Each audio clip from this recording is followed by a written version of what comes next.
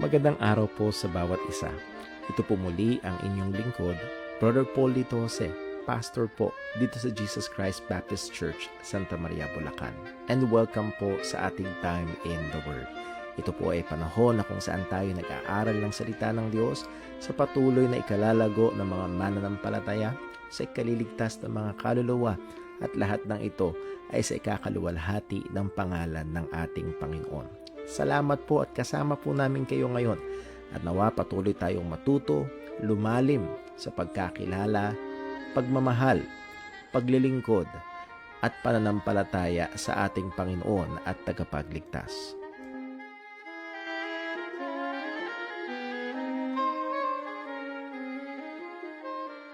Isang mapagpalang gabi po sa bawat isa at tayo patuloy nagpapasalamat sa Diyos sa kanyang habag at biyaya na tayo nakapagpapatuloy ho sa ating ministeryong ito ng Time in the Word. Again, it's a ministry under Jesus Christ Baptist Church, Santa Maria, Bulacan.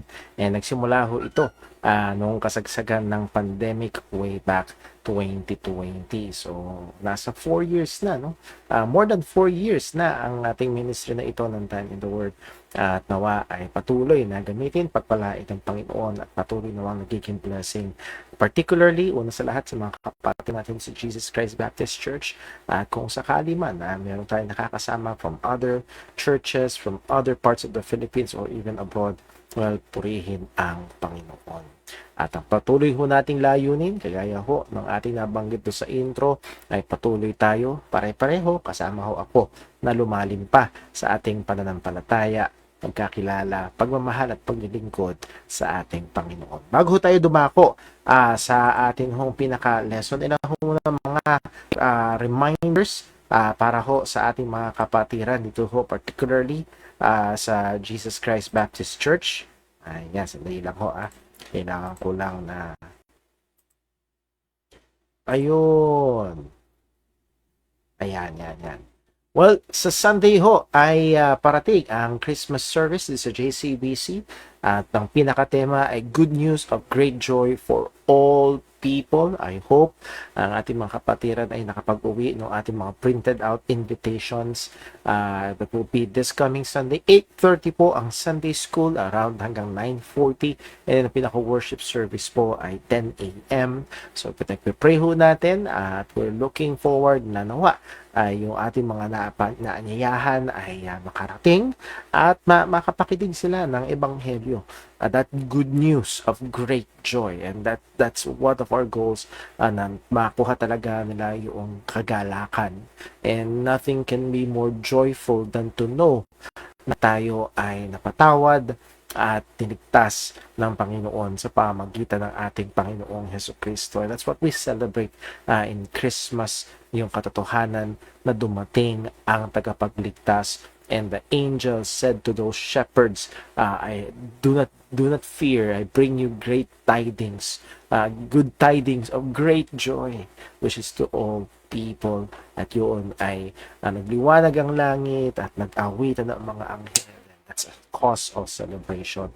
And that's what we are remembering. So kung kayo po ay somewhere around Santa Maria, Bulacan, of course, mga members ng church ay expected to be here. Pag-imbita ho natin, pag-pray ho natin, and then also kasama ho dyan yung atin hong fellowship sa hapon, 3 p.m. Hindi po 2, kundi 3 p.m. ang second service. I-adjust po natin yan para makapag-prepare pa yung iba, sapagkat diretso ho yan hanggang sa ating afternoon fellowship and dinner, potluck dinner. So, nawaho, we're looking forward. Again, meron ho tayo exchange gift na mangyayari din sa church sa Sunday. That will be 200 pesos and above. Pag cash, dapat 300. That's para lang mayroong mas push na mag-make effort na bumili ng gifts. And ang mangyayari ho, pagdating sa church, bunutan na ng numero. So, please make it sure na unisex yung gift. Para ho, lalaki o babae man ang makatanggap, ay ito ay pakinabang po sa kanila. And then also, atin hong nire-remind kung hindi nyo pa ho na bisita ang YouTube channel na Faithful Bible Truths, please do so after ho ng ating Time in the Word, and watch yung mga videos ko. Ito'y blessing ho sa inyo, and to encourage you to subscribe and share it to others at i-post nyo ho sa inyong mga sokmed, at who knows kung paano ito pwedeng maging pagpapala rin naman sa iba. Okay? So, yun ho ating mga announcements and we will proceed now sa ating pag-aaral. We will go back sa ating series ng lesson about the doctrine of the Holy Spirit, particularly about the gifts of the Holy Spirit. And before that, tayo ho muna ay manalangin. Panginoon naming Diyos, aming Ama sa langit, kami po ay nagpapasalamat sa iyo, O Diyos, sa iyong katapatan. Nagpapasalamat kami sa iyo, Panginoon, sa iyong kabutihan. Salamat, O Diyos, na kami ay iyong kinahabagan, kaming mga makasalanan. Hindi karapat-dapat sa anumang mabuti. O Diyos, hindi mo lamang kami laging sinusustentuhan ng buhay, kalakasan at mga pangangailangan. O Diyos, doon ang katotohanan nung kami mga makasalanan pa. Si Kristo ay namatay para sa amin. What a great blessing. And Lord, help us to grasp more yung wonder, yung amazement, Panginoon, sa dakilang biyaya ng kaligtasan. And may we not lose that wonder. Tulungan mo kami, Panginoon, as we grow deeper sa mga katotohanan mo. Nawa patuloy din makita ito sa aming mga buhay as kung paano ang bunga ng Banal na Espiritu ay lalong makita sa amin bilang mga mananampalataya. Ilayo mo kami sa anumang kasalanan, lalo na sa kayabangan, O Diyos. Pagpalain mo po ang ministeryong ito ng Time in the Word. And then also, Lord, we ask for your mercy and blessings sa parating na Christmas service namin this coming December 15. Lord, you know our hearts, our goal is not just to have numbers.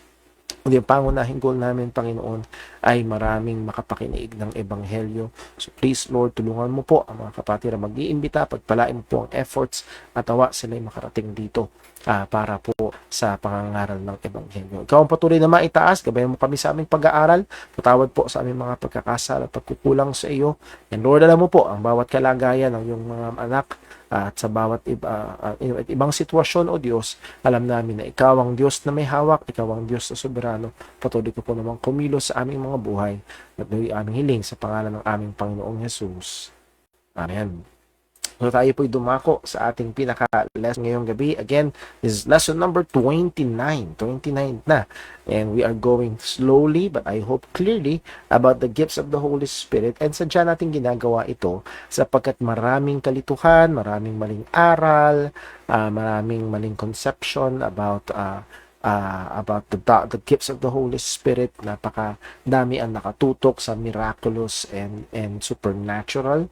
Nevertheless, as we have seen, marami dito ay sign gifts and sign sa mga official revelation bearers ng Panginoon, that is the apostles primarily, and sila ay lumipas na. Therefore, yung use ng sign gifts ay lumipas na rin. Therefore, we believe that it has ceased. So, balikan natin ang ilang mga bagay na ito. Again, anuman ang ating paniniwala sa gifts of the Holy Spirit, narito ang katotohanan, the gifts of the Spirit are exercised under the rule of the Word of God. It should not go contrary to the Word of God. Hindi ito kontra, hindi ito magpa-function hiwalay at labas sa salita ng Panginoon. And so it should be defined and it should be observed under the Word of God.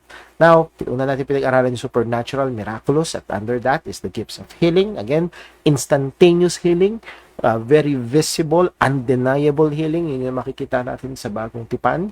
Sadly, hindi yan yung makikita natin sa maraming mga quote-unquote healing ministries. Working of miracles, medyo nagsentro tayo sa casting out of demons. That is not our calling. Our calling is to fight a good warfare, spiritual warfare, not exorcism. Hindi doon ang pangunahing gawa ng kaaway, kung hindi sa deception. Therefore, our primary spiritual warfare is against lies, against untruth, against ang mga maling kaisipan o mga katuruan na ikinakalat ng kaaway through different means. And then, natin pansin ang prophecy, yung receiving new revelations and visions. Now, ano ang testing ng prophets doon sa Lumang Tipan? The prophecy should come to pass 100%. Infallible. Hindi pwedeng magkamali. And that just disqualifies a lot, if not all, ng mga nagquote-unquote nagpapakilalang prophets sa panahon natin ngayon. Now, ito pang isa, he calls for obedience to God's command. Muli, any and every prophet, every and any true prophet of God calls people to God's command. Hindi palayo, hindi pa kontra, and primarily, hindi po pwedeng sila ay nagtuturo ng ibang ebanghelyo. Kasi kung nagtuturo sila ng ibang ebanghelyo, Paul had already said sa Galatians 1 verse 8, verse 9, let them be a curse. Sabi ni John, they are antichrist. So muli, ay hindi po pwede na merong kilos at merong revelasyon sa kanila ang Panginoon, if that be the case. So this will really disqualify itong mga napakarami nagpapakilala mga modern day prophets. Now, nakita ho natin nung nakaraan na they try to do a wiggle room na kung saan ay yung kanilang prophecy ay hindi nagka-come to pass. Totoo pa rin daw prophet sila, pero ang may deficiency ay wala sa prophecy, kundi nasa prophet. Again, walang ganun sa salita ng Panginoon.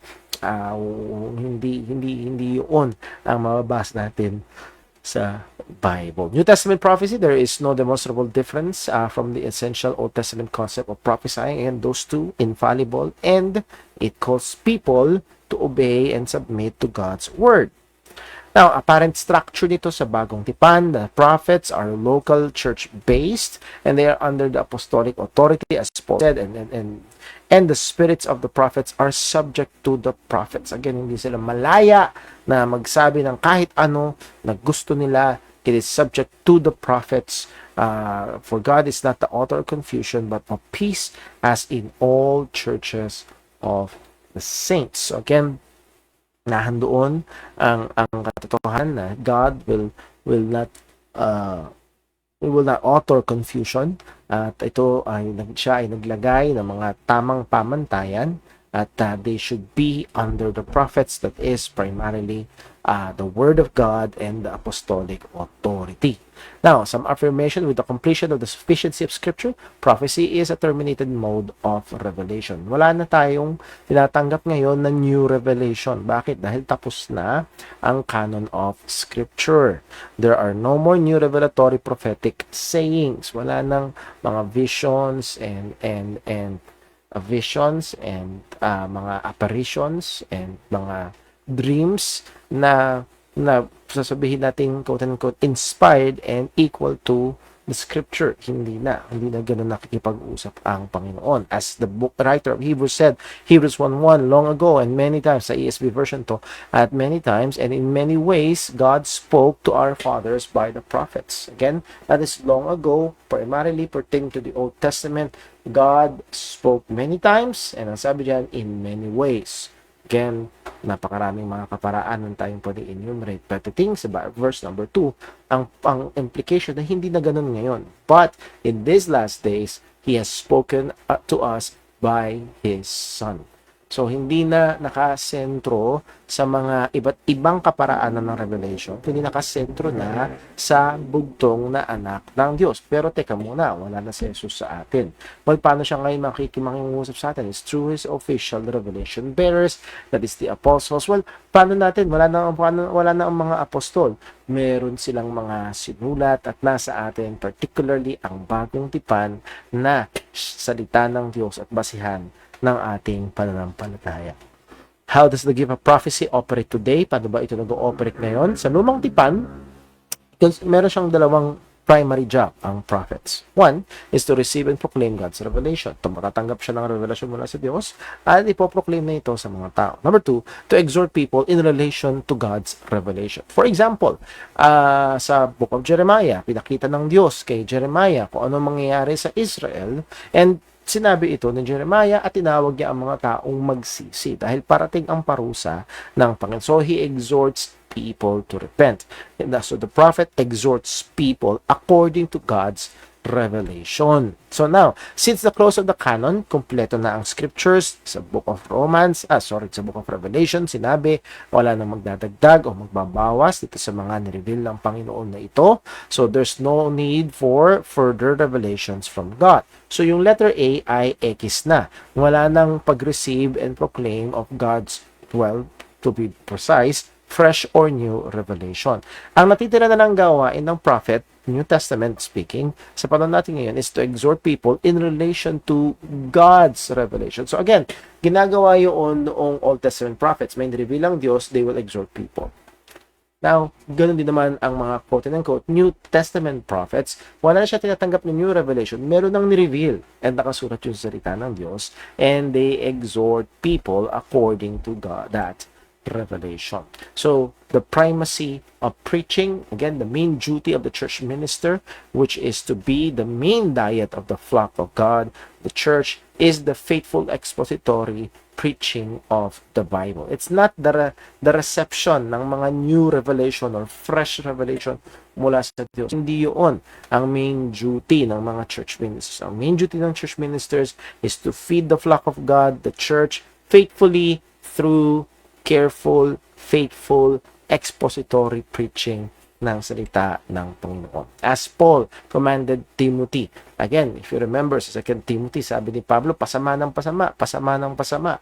So, ano ang charge ni Apostol Pablo kay Timothy? I charge thee therefore before God and the Lord Jesus Christ, who should judge the quick and the dead in his appearing and in his kingdom. Wait for fresh revelations, Timothy, and declare it to people. No. Ang sabi ni Pablo kay Timothy, preach the word. That inscripturated, inspired word of God. Preach the word. Be instant and in season, out of season. Reprove, rebuke, exhort with all long suffering and doctrine. That is, or this is, the main duty of every true faithful minister sa church. The feeding of the flock of God by the scripture of God. Hindi yung pagtanggap ng fresh revelation.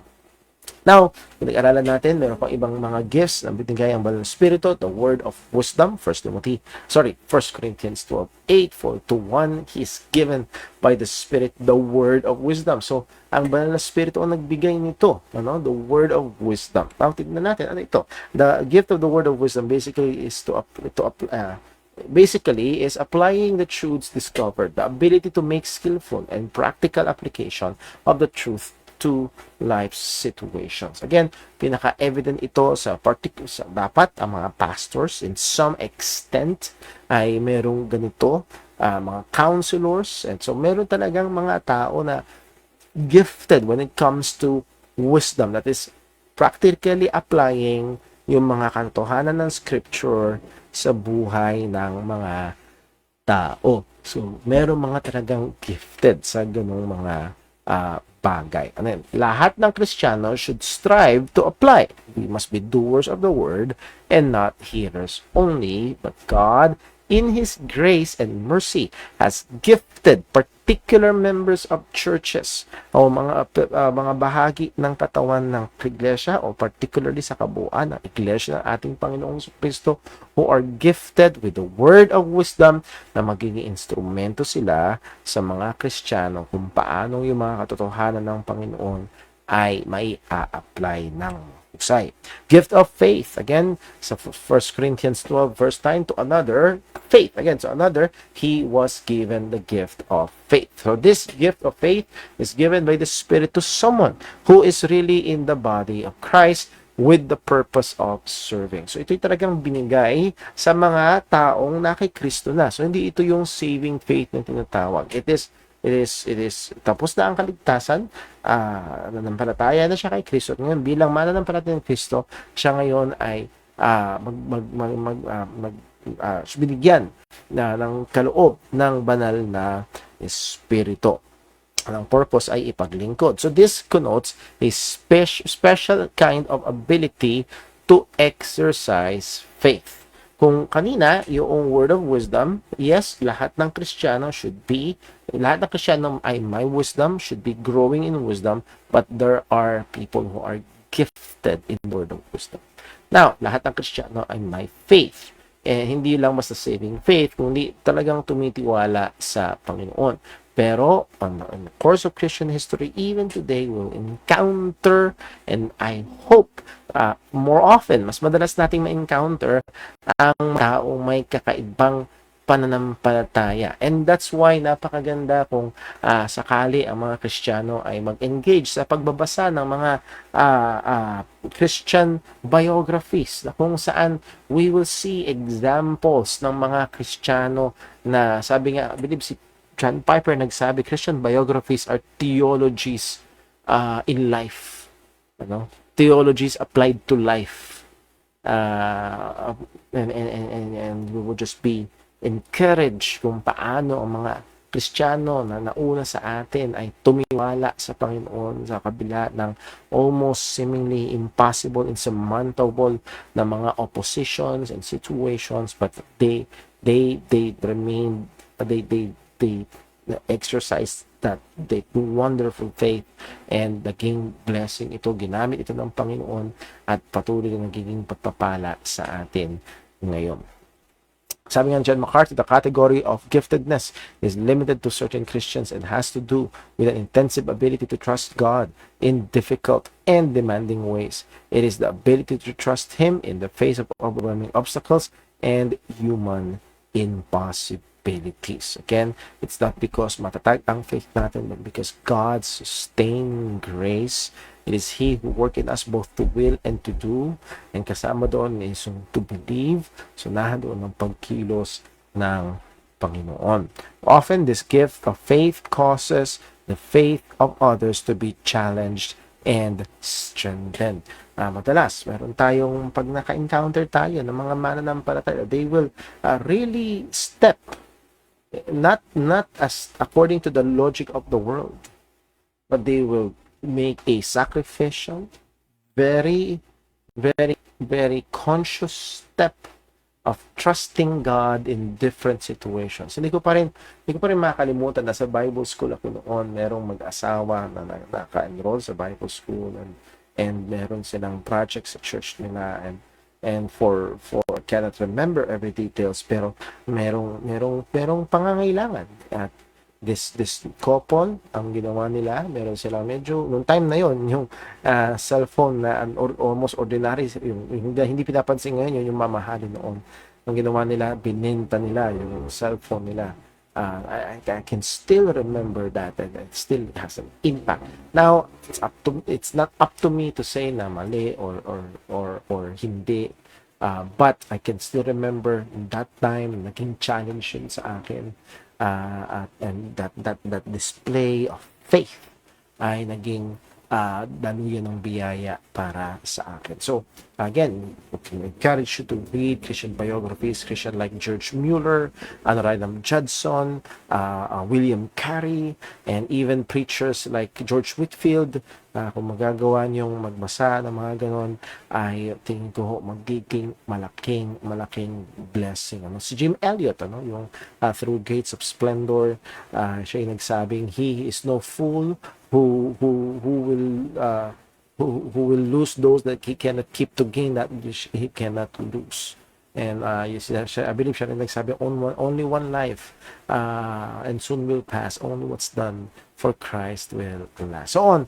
And again, to just read about them, kung paano sila ginamit ng Panginoon. And this men and women of faith, I even maybe hundreds, 200s, and many hundreds of years pagkatapos nilang mabuhay, ay nagiging blessing pa rin. So, well, in the Bible mismo, meron tayo. The Hebrews 11, the Hall of Fame of Faith. By faith, Abraham, by faith. Yung mga mananampalataya doon, patuloy na nagiging hamon sa atin ngayon. So, muli, the gift of faith.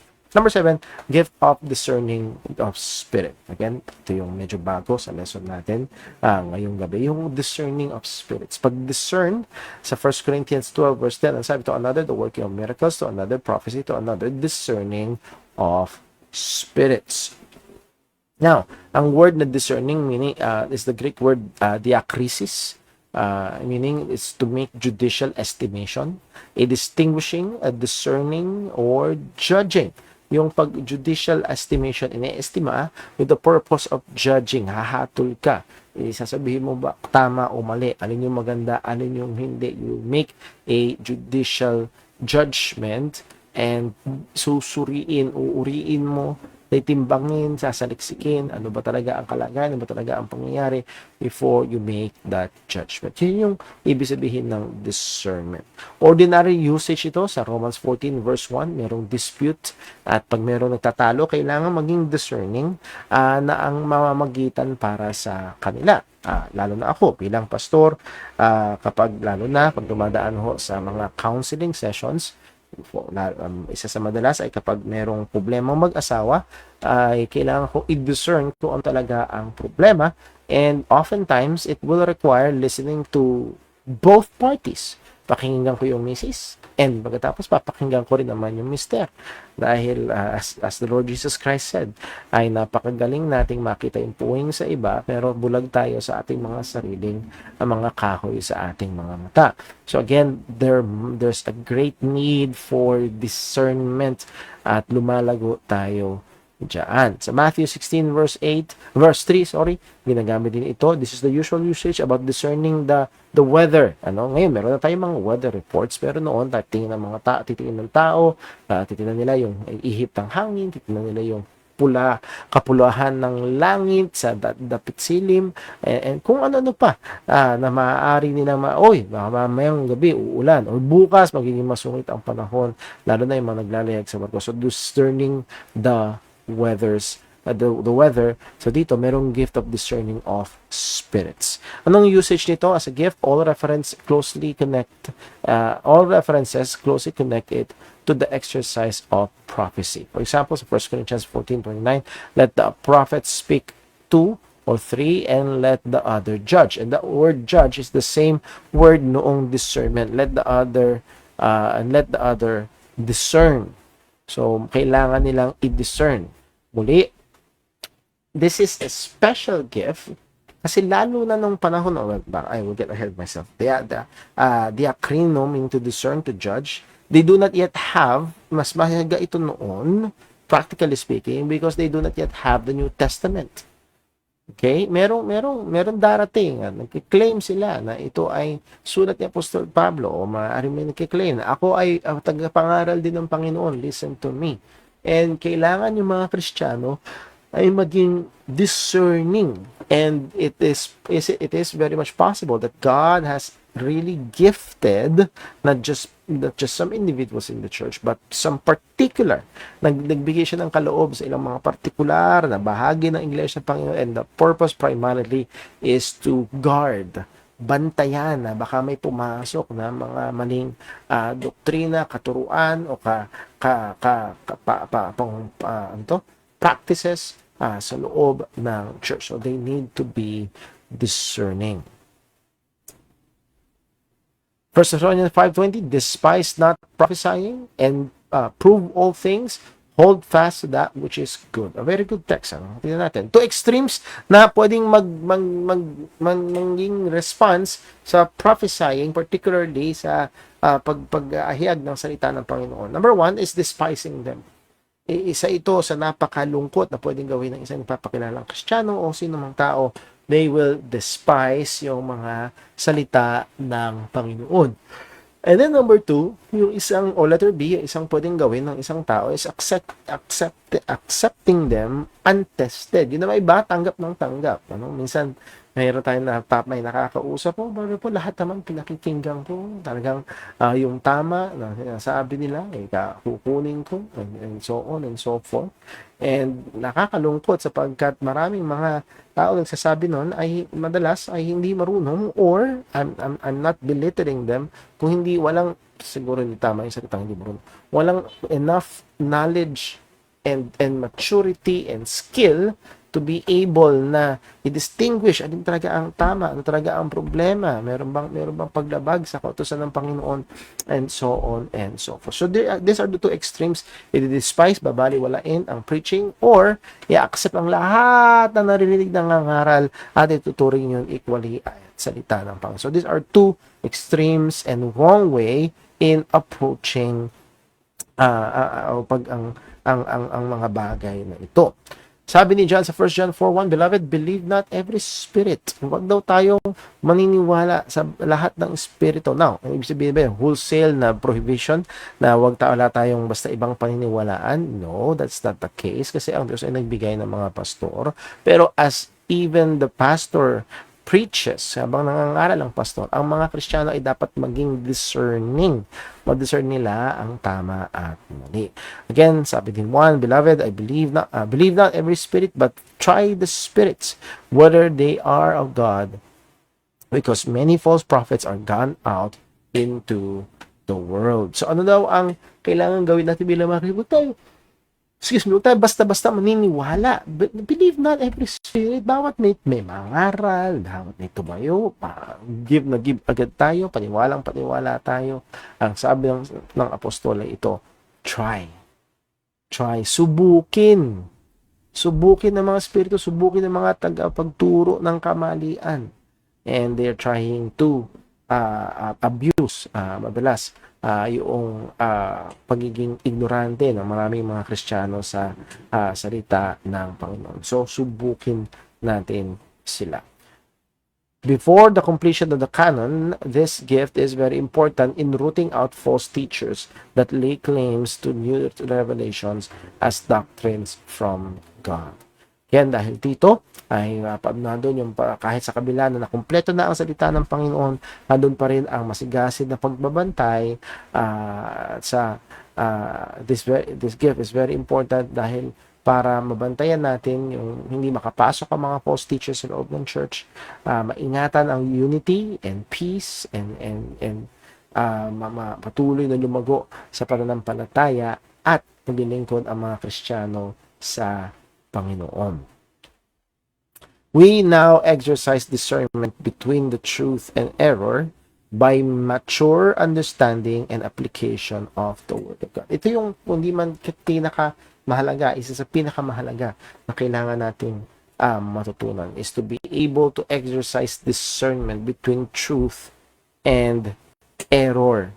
And napakadalas ay dahil ignorante sa truth, naandaling matangay ng error. Minsan, kaming kamag-anak, nag-send sa akin ng link ng video na di umano ay pinapatotohanan ng kanilang mga leader, ng kanilang relihiyon, na kailangan ng relihiyon para maligtas. And I persevered sa buong video, and habang pinanood ko, napapailing na lang ako kung gaano ka dishonest ang pag-handle ng salita ng Diyos. They will just choose and pick versions that will serve their teachings. So, hindi talaga nila goal na alamin kung anong sinasabi ng salita ng Diyos, kundi ang ginagawa nila ay kumukuha sila ng mga verses at versions ng mga verses na susuporta doon sa doktrina nila. So, that's totally the opposite of serious and honest Bible study. So there is that need for great discernment. Lalo sa panahon natin ngayon, sa mga woke culture, even sa kultura natin bilang mga Pilipino, exposed ang maraming mga kabataan sa social media, and napakaraming mga kaisipan na pumapailan lang, even in the books that they're studying sa schools, and even in the teachers na maaaring may mga filosofiya Christians should be equipped and be able to discern sa pamamagitan ng mature understanding and application of the Word of God. Hebrews 5 verse 14 ang sabi, but strong meat belongeth to them that are full of age. Yung strong meat dito, yung full of age dito, hindi literal age ng katawan ang sinasabi, kung hindi yung age, yung maturity sa spiritual na kalagayan. Even those paano dinescribe yung mga may maturity na sila? Those who by reason of use have their senses exercised to discern both good and evil. Again, parang exercise, you exercise every day your discernment, and it will be sharpened sa biyaya ng Panginoon. So beware, kailangan mag-ingat. There are current claims of discernment gift which is nothing more than judgment based on strong impression, gut feeling, ego, bias, or lack of proper understanding. So, pwedeng itong iabuso. Pwedeng, may gift of discernment ako. It's not on the claim, but it's on the exercise. It will be proven by a track record of really being able na mayroong pagde-discern sa mga sitwasyon. Kasama dyan ang maraming mga bagay willing kang makinig, magbasa, pag-alam, and then to give your proper, to be able to have a proper diagnosis doon sa kalagayan. But, kung sakali man narito ka ngayon at iniisip mo na, pero hindi ako ganun muli, ang maganda rito sa binasa natin kanina, sa Hebrews 5 verse 14, ito yung sa mga mature. And tayo tinatawag ng salita ni Diyos na mag-mature.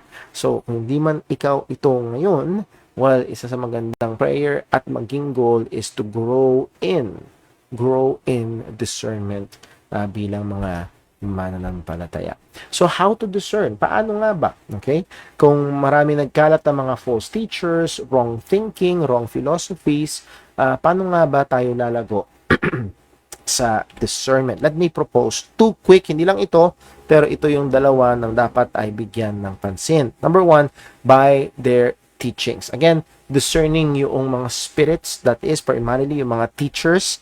Paano i-discern ito? Number 1, kailangan tingnan yung kanilang tinuturo. So yes, kailangan pakinggan. Yes, kailangan unawaing mabuti. Ang sabi ni John, Beloved, believe not every spirit, but try the spirits whether they are of God, because many false prophets are gone out into the world. Now, hindi doon tumigil si John, kundi nagsabi siya. Paano? Well, verse 2, hereby. Paano madidiscern? Paano matetest? Hereby know ye the Spirit of God. Paano malalaman ito? Every spirit that what? Confesseth that Jesus Christ is come in the flesh is of God. Now, ang gusto kong kunin dito ay yung prinsipyo. Isa sa mga pangunahing paraan na madidiscern natin kung isang teacher or preacher ng salita ng Diyos ay tama o okay o maayos is through their confession, that is particularly through their teaching. Kailangan bigyang pansin. At muli, papasok tayo doon sa kultura ng Pilipino na madaling ma-amaze sa mga himala. And again, pag na-amaze na sa himala, shut down na yung discerning filter. Hindi na. Basta tatanggapin na lang agad lahat kasi quote-unquote nakakita ng himala. That should not be the case. Itong discernment natin ay kailangan laging nakaswitch on. Kung tayo man ay nakikinig ng radyo, nanonood sa TV, o nakikinig ng sermon sa church, or ngayon sa time in the Word, there must be discernment na gumagana. Confess it, or yung homologio, speak, declare, openly, profess according to beliefs. Again, ito yung declared belief nila, yung tinuturo nila. Point, a person or a group's, dapat apostrophe S to. A person or a group's confession must be examined according to the truths of the Word of God. Again, marami pa akong pwedeng sabihin. Minsan, nagiging guilty ang mga Kristiyano sa mga hearsay, pero hindi sila bumabalik dun sa talagang mga lehitimong mga sources, mga lehitimong mga teachings ng mga ilang mga groups. So, let's be careful with that. That's not being honest. Nevertheless, kailangan ho natin na alamin. For example, meron ka nakausap, Christian ako.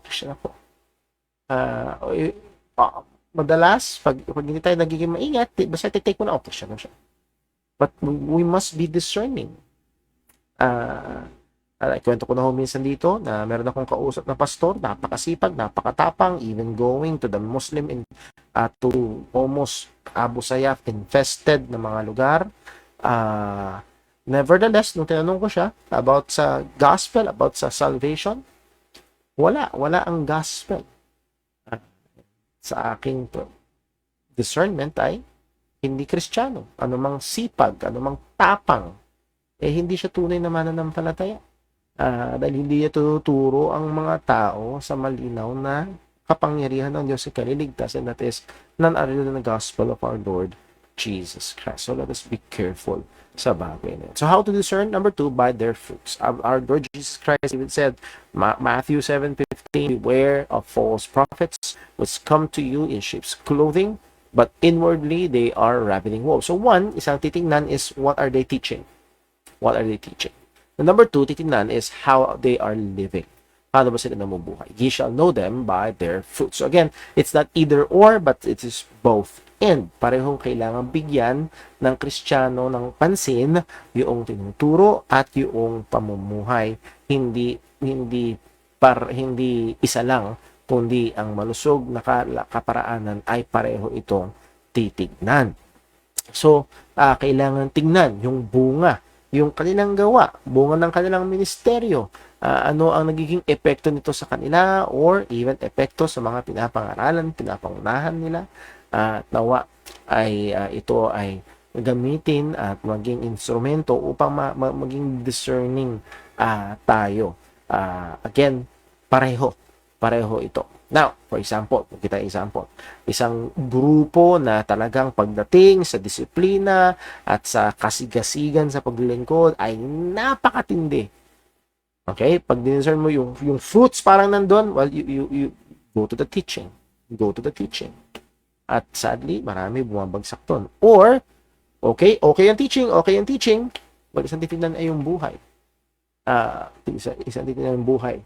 Kung ito ba ay naaayon sa mga kautusan ng ating Panginoon. So muli, both should be considered when it comes to discernment.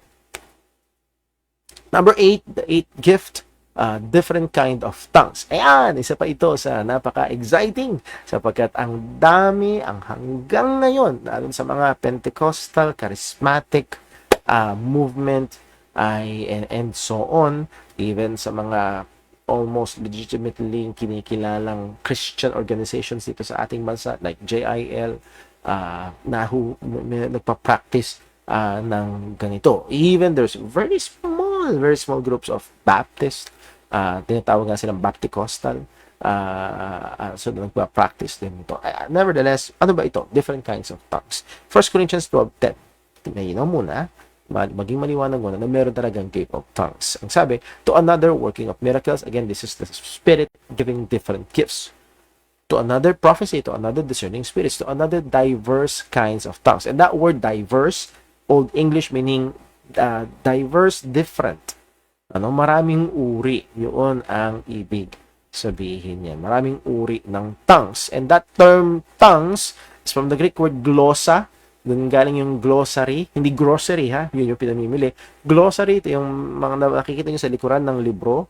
Ibig sabihin is the organ of speech or language or dialect. So, again, different kinds of dialects, different kinds of speech, different kinds of languages. That is the gift of tongues. Now, ito yung current controversy at ito yung nagpapagulo sa marami. Charismatic claim. It is a non-cognitive, non-language utterance or utterances, and is one of the sign and wonders manifestation and empowerment of the Holy Spirit. Yung maraming nakikita natin sa naobserbahan mula sa mga charismatic groups, kung ano-anong mga tunog, meron pa silang mga workshop, how to speak in tongues. It's just amazing na yung makikita din sa Bible ay walang apostol na nagsimula ng speaking in tongues workshop, talagang biglang dumarating.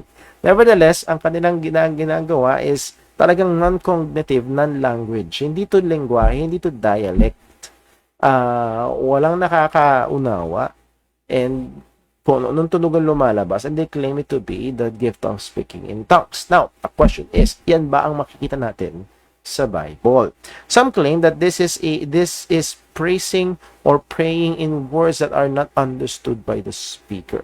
So, meron daw na nagkiklaim na ito'y pag-pray or pag-utter ng mga salita na kahit yung magsasalita ay hindi niya alam.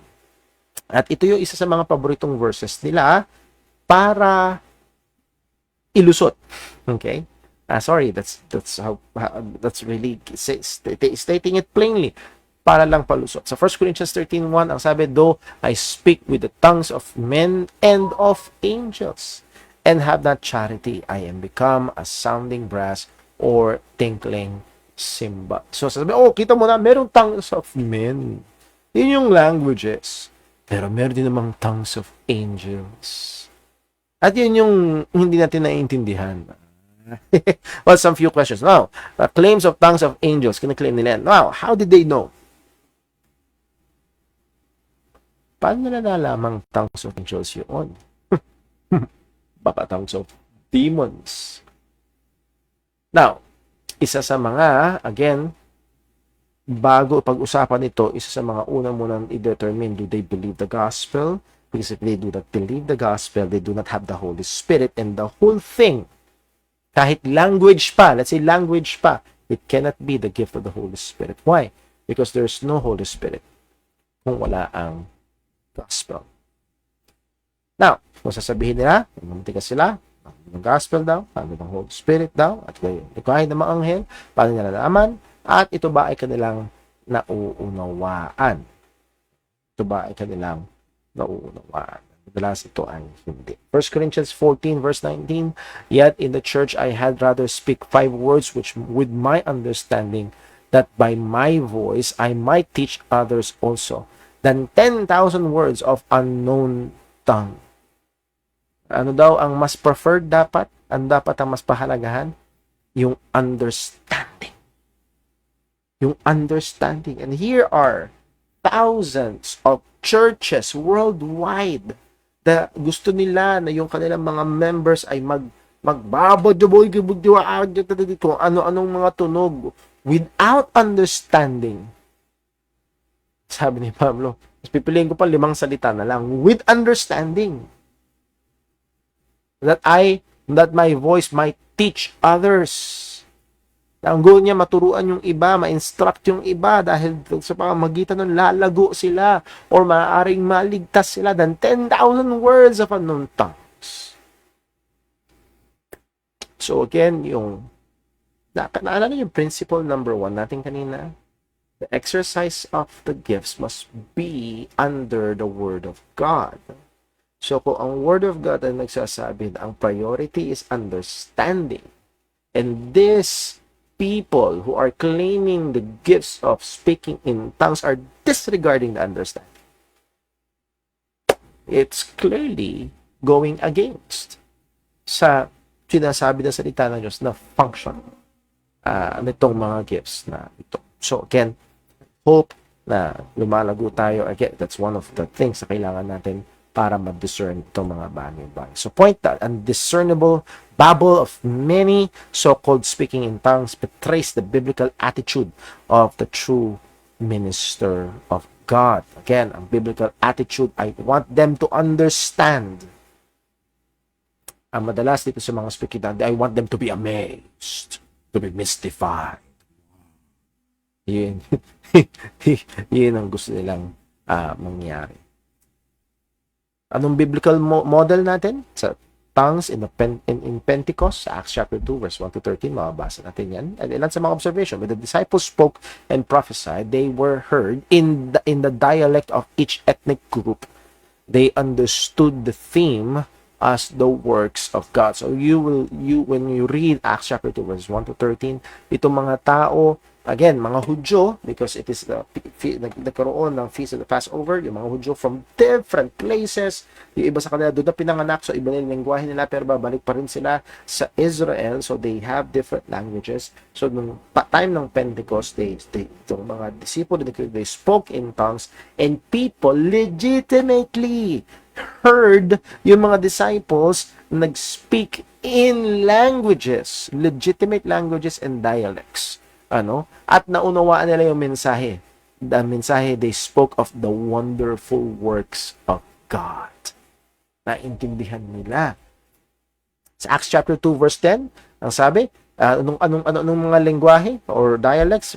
Phrygia, Pamphylia in Egypt and in parts of the Libya, about Cyrene and strangers of Rome, Jews and proselytes, Cretes and Arabians. We do hear them in our tongues, the wonderful works of God.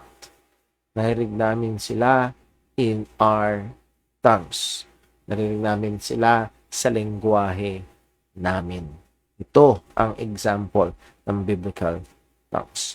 Biblical tongues are real human languages and dialects. Yung walang biblical example. Wala. So it goes contrary to what is revealed in Scripture. So here is the doctrine. Speaking in tongues or speaking in other languages or speaking in other tongues is the miraculous ability given by God to speak a language or dialect that is not known to the speaker. Ito yung miraculous ability. For example, hindi ka marunong mag-Italian, bigla kang ching, nasabi mo ang gospel sa Italian. Or biglang hindi ka marunong magsalita ng Japanese or Nihongo or Cantonese o kung ano man na lengguwahe or dialect, kahit Bisaya man, ako hindi marunong ilang salita. Nevertheless, bigla kang magkakaroon ng to speak fluently na mauunawaan nung kausap o nung may lengguwahe na yon. So again, that is the gift of tongues na binibigay ng Panginoon. That's the biblical, that's the only kind of tongues, gift of tongues na meron sa Bible. Ng iba. So, it is the miraculous ability to speak a human language or dialect that is not known to the speaker. So, anong significance ito? Significance of the sign. The gospel is now to be proclaimed to all humanity in all languages. Again, isa sa pinapakita yung magiging scope ng gospel message. It's not just limited sa Israel. It will go beyond the world, throughout the world. Okay? So, yun ho, ang ating lesson. Hindi natin masyadong ngayon. So, tingnan ko lang ho, baka meron hong may tanong sa comment section. Wala naman. Tingnan ko lang ho sa ating PM sa Messenger. Wala din po. Sa text message, text si Brother Boy, ang mga tunay na Kristiyano, born again, okay lang ba na manatili sa mga grupo na may mga propeta, apostol as one of the 12? Kung ang tanong ay okay lang ba kung itong grupo ho na ito ay hindi nagtuturo ng tamang ebanghelyo, nagtuturo ng maling doktrina, and isa sa mga maling doktrina nagkiklaim na sila ay apostol, it's a very good reason to really consider, think, ang paglisan. Dahil kung sila nagkiklaim na sila ay apostle, almost 99% of the time ay ang dala-dala nila ay maling doktrina, maling ebanghelyo, magkadalasan. Not all, pero kadalasan. So, kailangan pa rin i-discern. Pero, because of our observation, we can, I think, give a healthy advice na kailangan nilang planuhin na talaga agad. I-considera na humanap ng maayos na iglesia at wala yung mga nakiklaim ng pagiging apostol o propeta. Ang mga pastoryan na iniwala at sumusunod sa pastor kahit mali ang aral, surely saved daw sila. Tama. Kaya yun. Again, kung alam nilang mali, kung alam nilang kasalanan at sumusunod pa rin sila doon nagiging napaka mapanganib ang kanilang kalagayan. Again, what saves and secures the salvation, or what saves a person is through faith in the gospel, and that salvation is secured. And I'll go back to Ephesians chapter 4. There will be some Christians in their immaturity as it tossed to and fro. So they're still Christians but they are immature. Now, kung talagang knowingly ay sumusuporta sila doon sa maling katuruan, yun ay malaking question at ang panganib mo na yun, malamang yun ay ebidensya, kung hindi man ng immaturity, ay ebidensya ng hindi pagiging tunay na mananampalataya. Pwede ba na mas maganda pa ang testimony ng mga mere knowledge lang kaysa sa ibang mga may true faith, assuming na tama pareho ang aral nila, yung ano to, unto, pwede bang mas maganda pa ang testimony ng may mga mere na, yes, again, pwedeng, as Paul said, some people have the form of godliness but denying the power thereof. At actually, nakakatakot yun. They have the form of godliness. When you look at them, they look godly. Now, ito yung pinapatungkulan natin, but they deny the power thereof. Pwede mangyari on. That's why we look at both.